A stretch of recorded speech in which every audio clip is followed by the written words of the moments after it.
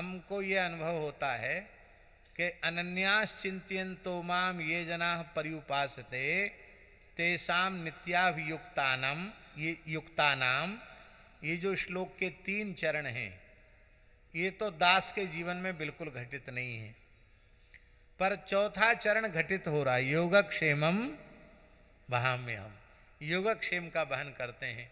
तो हमको ऐसा लगता है झाजी कि सतयुग त्रेता द्वापर में भगवान ने ये मर्यादा रखी होगी कि जो अनन्य भाव से चिंतन करें, मेरी उपासना करें, नित्याभियुक्त हों, उनके योगक्षेम का वहन करता हूँ। पर हमारे जैसे जीवों पर कृपा करने के लिए भगवान ने और अपना संविधान ढीला कर दिया, कानून ढीला कर दिया। तुम केवल हृदय से इतनी बात कह दो कि हम केवल और केवल श्री ठाकुर जी के हैं और श्री ठाकुर जी हमारे हैं, इतने से ही भगवान योगक्षेम का वहन करते हैं। वृंदावन में मलुक पीठ में मलुकदास जी का जयंती उत्सव हो रहा था। ये बात है सन 2001 की। तब पुराना मंदिर था, खुला मैदान पड़ा था। नहीं, 2002 की बात है, 2002 की। एक में तो एक मनोरथी थे, उनको उन्होंने थोड़ा सहयोग कर दिया था। दूसरे में कोई मनोरथी नहीं था, ठाकुर जी की तरफ से ही मलुकदास जी की जयंती मनाई गई। और वहाँ का नियम तो ये चला ही आ रहा भगवत कृपा से कि नित्य जो भी श्रोता आवे सबको नित्य प्रसाद।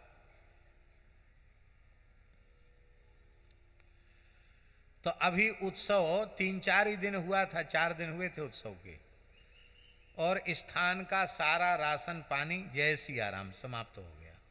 और हमारा अभ्यास नहीं कभी पूछने का कि क्या है क्या नहीं, कभी पूछते नहीं, स्वभाव में नहीं। रासलीला हो गई और रास बिहारी भी चले गए। रात्रि को 10 साढ़े 10 बजे, उस समय गंगादास जी ही सारी व्यवस्था देख रहे थे। और गंगादास जी ने कहा, गुरुजी आपको तो कथा करने से फुर्सत नहीं है, आप कभी पूछते नहीं कि क्या है क्या नहीं व्यवस्था है। कल के लिए आटा नहीं है,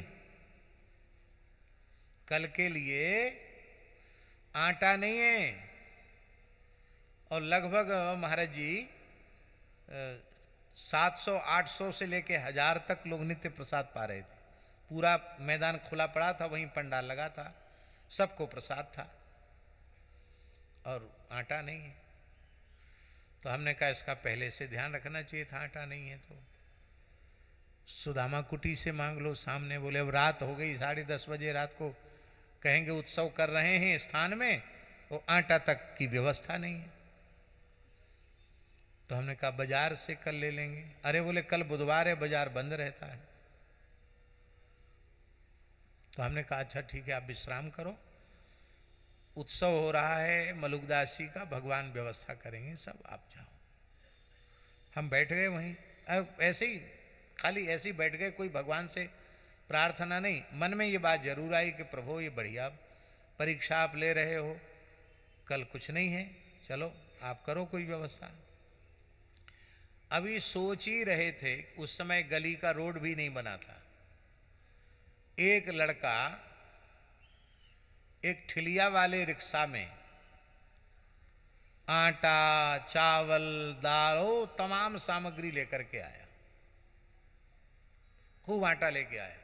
आटा तो हम समझते हैं कि शायद 1 क्विंटल के करीब आटा होगा। और आश्चर्य की बात है कि इतना अकेले वो खींच के कैसे लाया।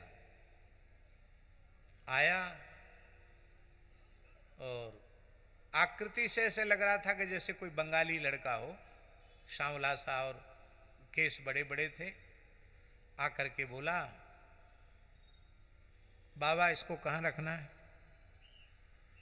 तो हमने कहा कि कहाँ रहते हो आप? बोले यहीं रहता हूँ, आपके मोहल्ले में ही रहता हूँ। अच्छा, किसने भेजा? बोले मेरे पास फुर्सत नहीं है, जल्दी बताओ कहाँ रखना है इसको। रात्रि के 10:30 बजे की बात है, कहाँ रखना है? तो हमने 1-2 विद्यार्थियों को, संतों को कहा, वो धक्का दे करके उतरवा के सामान रखवाया। फिर उसने कहा बाबा राधे राधे, उनकी राधे श्याम।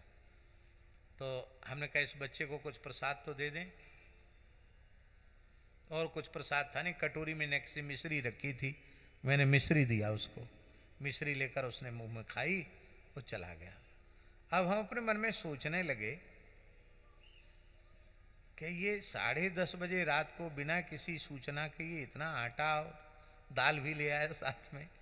कहते ना आटा में घाटा नहीं, घी के नहीं दर्शन, साधुओं में कहावत है। आटा आ गया, कैसे आ गया? कोई भेजता है ना दुकान से, तो दुकान भी रात्रि को 10 बजे कौन खुली होगी, पर कोई भेजता है तो पर्ची लिख के भेजता है, उस पर्ची पे हस्ताक्षर करना पड़ता है दिखाने के लिए कि हम वहाँ पहुँचा के आए। इसने कोई पर्ची भी नहीं लिखवाई, कहीं हस्ताक्षर भी नहीं कराया। तो एक हमारे मोहल्ले में एक टटिया स्थान के शिष्य थे, अब उनका शरीर नहीं है, मारवाड़ी वैश्य थे।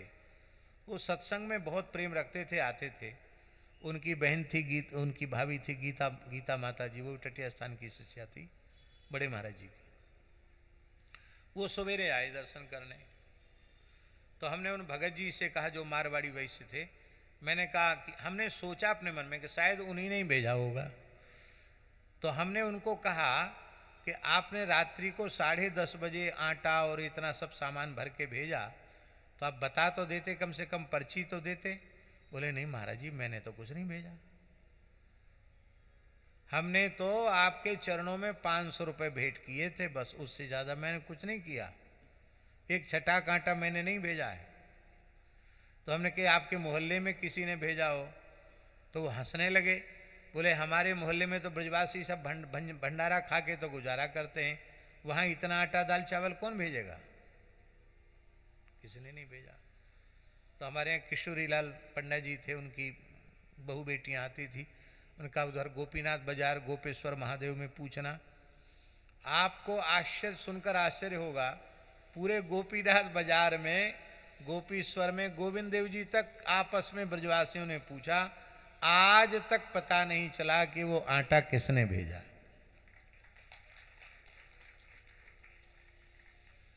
अब हम ये घोषणा नहीं कर रहे हैं कि वो साक्षात भगवान थे, भगवान तो सारा विराट है, लेकिन इस प्रकार की जो विलक्षण घटना है वो निश्चित ही भगवदीय घटना ही है, भगवदीय संकेत से ही ये विलक्षण घटना घटी। और महाराज जी उसके बाद एक जो विलक्षण बात हुई, उसके बाद से लेके उस घटना, उसके पहले बहुत अभाव था, उस घटना के बाद से आज तक आटे में घाटा नहीं है। माने उस घटना के बाद से कोई वस्तु की कमी नहीं आई, यह एक बड़ी विलक्षण बात है। नहीं तो अब कुछ ना कुछ ऐसा होना चाहिए। हम नहीं भी रहते हैं तो भी स्थान में पंगत के समय कोई आ जाए, कहीं से आ जाए, सबको प्रसाद की व्यवस्था है। टोला मोहल्ला के लोग आकर के प्रसाद पाओ, कोई ब्राह्मण ब्रजवासी आके प्रसाद पाए, साधु संतों के लिए तो खुला है ही है। बोलो वृंदावन बिहारी।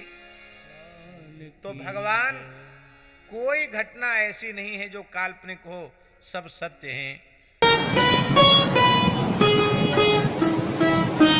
श्री सीताराम प्रतिदिन सत्संग एवं दर्शन के लिए श्री महाराज जी के ऑफिशियल चैनल को जरूर सब्सक्राइब करें।